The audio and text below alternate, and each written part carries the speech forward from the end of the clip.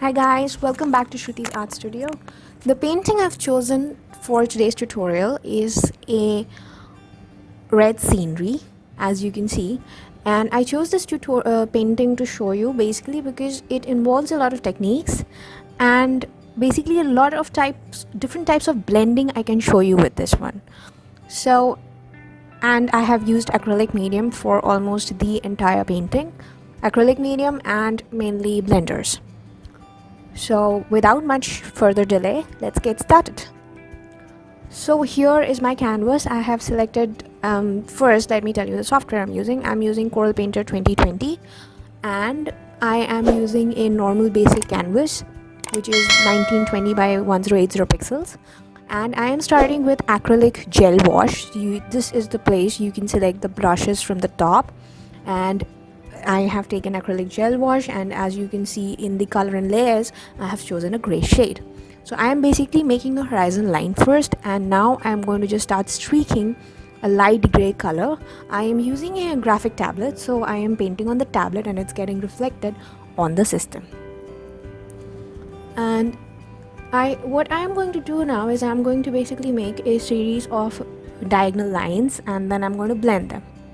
So I decided to choose a different size brush to make it a bigger one, and basically the thing is you can experiment a lot with it because you don't have to worry about wasting the canvas.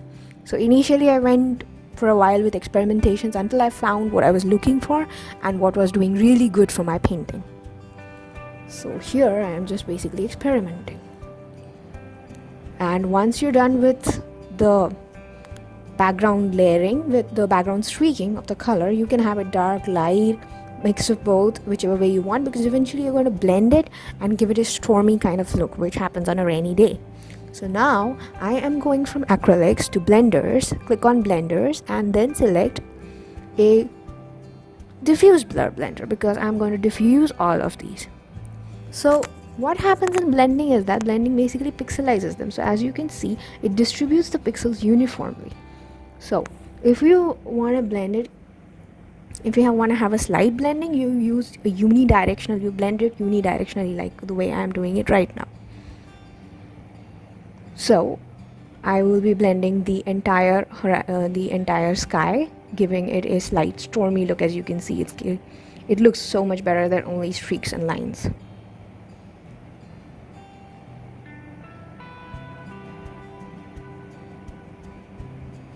That is if you want that. So that was basically to show you how the blender works. And now I'm going to use a smaller sized blender brush. So above, where you can see in the above toolbar, you can see size and opacity, and you can change the size of the blender. You can use a big blender or a smaller blender. See, like right now you can see the pixels getting distributed. And you can change the opacity of your paint, make it 100% opaque, or you can leave it a little bit transparent. It's all up to you.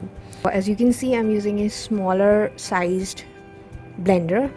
So I'm using a 25.6 size blender, and I'm just blending it in one direction so that the pixels get mixed up with each other.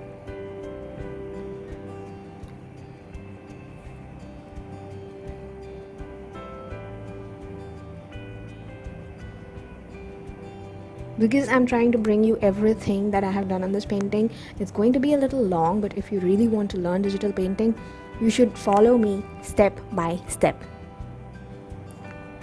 Or you can experiment yourself. It's always welcome. And if you do try it, do contact me on Instagram, send me an image of what you've made. I would love to see it. My Instagram handle, Facebook handle, almost all the social media profiles are there, linked in the description box below, so you can find them and you can contact me. And trust me, I would love to see what you've made. So here with that small blender, I am using diagonal strokes and I am blending it all together. As you can see, the pixels are getting distributed in the direction that I am blending. In this tutorial, I have used 2-3 different types of blenders, So it will really give you an idea of which blender to use in which case, and then when to overlay, when to use one blender and then the other blender. So I hope it helps. So I'll just fast forward to the place where I've finished blending the background. And then next I'm going on to acrylic gel wash again, and I'm going to choose a red color because I have to make the base.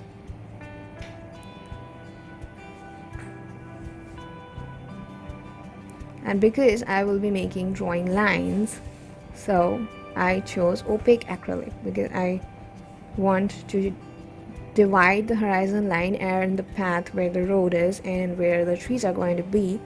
You need to make a line for that.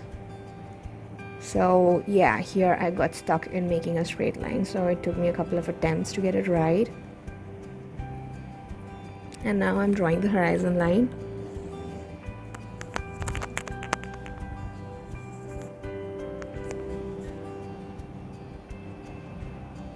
And now I will be filling up these sides of both the two sides of the road with the red color. So you can see I am using opaque acrylic. I just increased the brush size and I'm using the same color to fill up the sides of the road where the trees are going to be. So here you don't have to worry about brush strokes, you don't have to worry about which way you're going. As long as you have the entire thing covered, you're good. Even if it goes a little bit outside, you don't need to worry about it because you will eventually be blending all of it together. So it'll all work out fine for you, so don't you worry about it. So after this, I have taken blender again and I'm blurring up the sides to mix it up with the horizon line so that it does not seem like absolutely, stark in the background. So I don't want that, so I'm diffusing it with a blender. I'm again using a diffuse blur blender and I have kept the size pretty small, 37.3, and as you can see I have diffused it. And now I'm using a fractured blender. So fractured blender, what it does, it picks up bigger size pixels, like basically blob of pixels, and it just fractures your image on the side. So here you use a fractured blender. You are fracturing the sides basically and you're mixing it up, so you want to show that snow is falling and it's covering up the sides of the road as well. So once you're done with the blending part of the road, next we are going to put in some trees. How can a scenery be complete without a tree? So I tried until I got what I was happy with, and now I'm drawing the branches of the trees. The first tree's branch,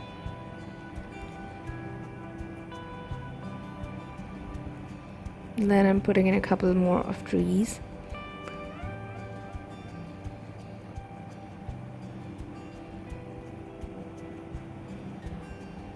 Next, I'm filling up the trees with color. So I'm using an opaque detail brush for this, and I'm basically just coloring up the tree like you would color up anything else. So wherever you find it hard to work with a bigger brush, you can always change the size and then work ahead. So I zoomed in to give a better definition to the tree and make sure I don't miss out on any parts. Though on the sides, if you miss out a little bit, it's not going to matter much because you will be putting in snow and other stuffs. So it'll cover it all up. But still, if you're a beginner, try to do everything properly.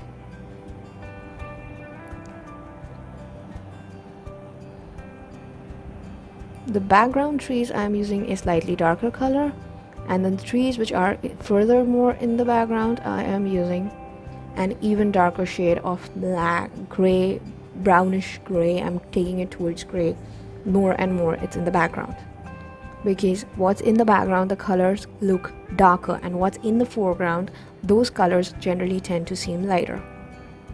So these trees which are in the background are darker. So now we have a lot of trees, and then those trees which are further away are even like a different shade of gray, and they're becoming lighter because they are getting covered up by the snow and the fog and the haze and everything. So you don't have to really have a very straight tree. Trees can always be a little bit crooked, so you can draw the tree any way you wish. It's entirely up to you. Now what I'm doing is I am putting in a layer of snow on the trees which are standing, and some snow at the bottom of the tree as well, because the snow is getting collected at the bottom. So, and on the sides you can see that layer of the snow because it's been snowing. So, and because it's a tree, the snow is obviously going to seem a little darker. Now you can zoom in and you can do the fine detailing of the snow on the trees. You don't have to be perfect. Again, you can be a little imprecise, because everything in nature is not always perfect. Like trees are not always straight, snow will not always fall the way you want it to, so it can have a little bit, crookedness in the snow even, so that is perfectly all right. So you don't have to worry about that. So you can zoom in to work on the specific details, and then you can zoom out. Another advantage. So I'm putting in snow at the base of the trees and on the branches. Right now it looks like haunted painting. And next I was experimenting with what kind of leaves I should use. So I went into palette knives and sponges, and I'm using a loaded wet sponge to draw the leaves. I did a little experiment before I started the recording again, so you can see these 4 or 5 portions already drawn. So now I am basically just putting in some leaves on the trees. And now the leaves which are again in the background or old leaves, they will appear slightly brownish. The new leaves will appear more reddish. So you can just use that loaded wet sponge and a big sponge so that it all appears a little diffused and more leafy like. Otherwise it will just appear like dots if you use a smaller size sponge. That is why I used a bigger size sponge, to make it look like leaves and not dots. So you can just fill it up, and then I'm using a smaller sized one to extend out the branches of the leaf and extend out the leaves, so it seems more non-uniform on the tree. Now that we have populated the tree with more or less tiny leaves, a lot of them, now we have to show that some leaves are falling. They're not always going to be all on the tree. Some have fallen over to the ground, some are still falling because it's raining. So I really increased the size of the sponge, and now I am just trying to see which one works for making the falling leaves and the leaves on the trees. So a really big sponge works, and it looks a little more like leaves, and the background supplies a good amount of leaves as well. So that. And now I'll have to put something on the ground, that is, they're falling. Yeah, this went a little overboard. I can see that, so I removed it. So some leaves are falling on the floor, some are on the sides. You can draw it whichever way you want. I'll brush, and with that I am making the snow, giving it an appearance as the snow is falling. Basically raindrops, some snow, some ice, like some snow is falling and some raindrops, and it's getting collected on the leaves at some places. And then there's rain, so I'm drawing the rain. Try to keep the lines straight, they don't have to be, and if you keep it really small it'll look like a childish painting, so I have kept it a little longer.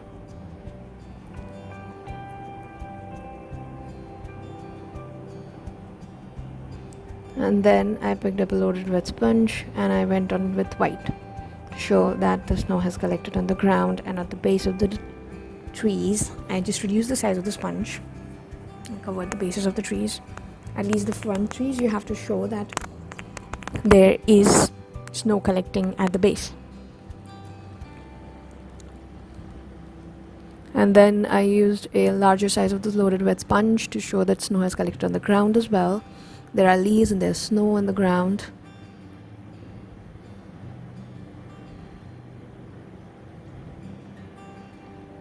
And now comes the hardest part, drawing the umbrella. So In this one, this person standing with an umbrella walking on the road, and umbrella was probably the hardest thing in the painting to draw. See, look at the struggle, look at my struggle. Well, I got it, finally. And then I'm just drawing a person. You don't have to be very perfect or precise, but you just have to show that there is someone standing there, and then there's the reflection of that person, and then you just use a blender to blend out the reflection so that it looks like the floor is glossy because of the rain and the reflection is blurry. So I used a coarse smear blender and just blended out the person's reflection. So it looks more like a reflection and less like a coarse drawing. And then I'm making the umbrella, and I diffuse that too with a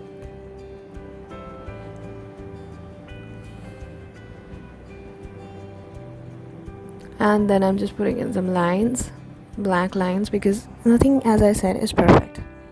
So this would give it a better appearance on the road. Put in some, snow on the umbrella, and that didn't work out very well, so I'm trying a different technique now. Fractured blender definitely did not work. So then I'm using fractured blender to just extend the snow on the sides and show it that snow and the road, it's all like mixing, and the flowers are also towards the roads as well. Some have fallen towards the road.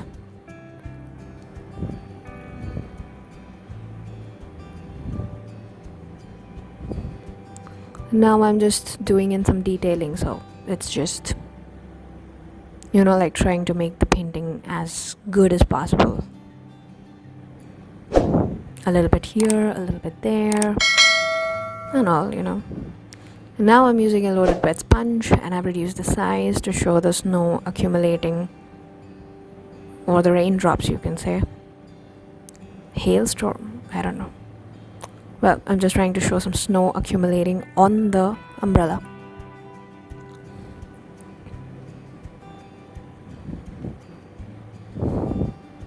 Then some more rains, and that is it. That is your finished painting.